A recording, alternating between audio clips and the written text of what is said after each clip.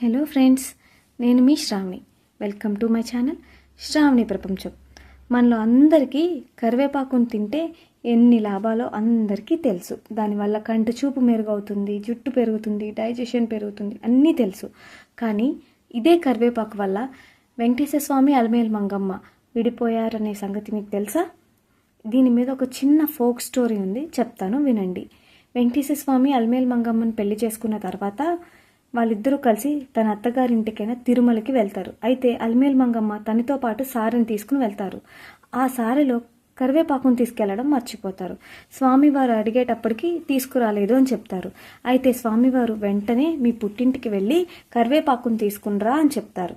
కానీ ఒక కండిషన్ పెడతారు. అదేంటంటే సూర్యాస్తమయంలోపు నువ్వు వచ్చేయాలి తిరుమలకి, లేదు నువ్వు ఎక్కడి వరకు వస్తావో అక్కడే శిలవైపోయి నువ్వు అక్కడి నుంచే పూజలు అందుకుంటావు అని చెప్తారు.